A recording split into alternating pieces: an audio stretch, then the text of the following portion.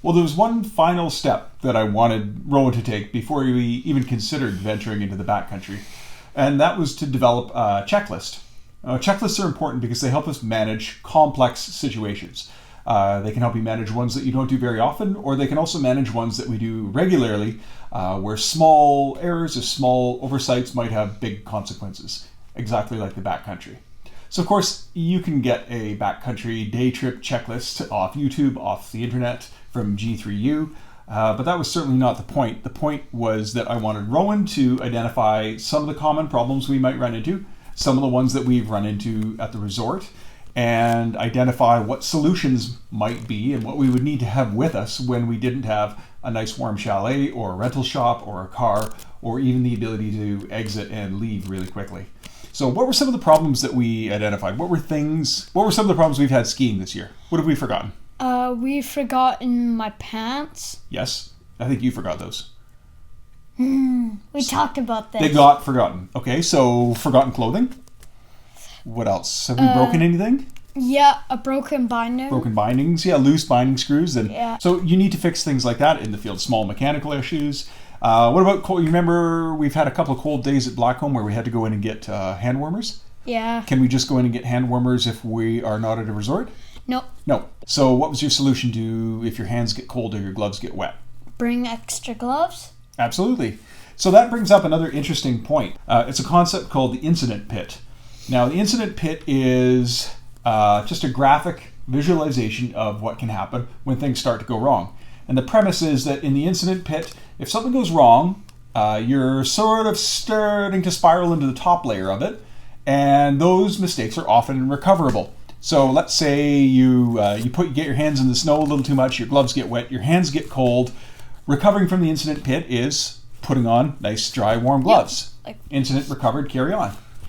Where the incident pit starts to get worse is if you, say, don't have dry gloves, and now you encounter a second problem. A second problem like you need to use your cell phone to communicate, or you need to fix a loose binding, but your hands are too cold to do it. Yep. Or you need to help someone else. Maybe you need to do first aid on someone. Maybe you need to help them fix something, but your hands are too cold. Your hands are too cold to use the waterproof matches we have. That's when the incident pit starts to get deeper, and the more incidents you fall down into the pit, the less likely it is to recover without tragedy or catastrophe. So it's a really interesting concept, and it really illustrates why we need to be able to solve small problems right away so they don't become big problems. So one of the other things we went over was what items we can share. That means only one of us has to carry them, and what items we absolutely need individuals of. So what were some of the things that you absolutely have to have for yourself? A transceiver, a shovel, a probe, and... Sure. Safety stuff? Yeah. Um, Food, water, snacks. yeah, some emergency things like a headlamp, a survival blanket, all those little, oh boy, I need this for myself in an emergency. And then what kind of things can we share? Well, we both don't need a first aid kit. We probably both do not need a repair kit. All those little heavier items I secretly stuffed into your pack. So there's one more part of your checklist that's not physical items. What's at the very bottom there? Have you told someone, planned, checked the weather, and checked the avalanche bulletin? Right. Just some last minute things. Have you done those things? Have you told someone? Have you told them when you're going to be back? Do you have a plan of where you're going to go? Have you communicated that? What's the weather like? What's the avalanche bulletin like?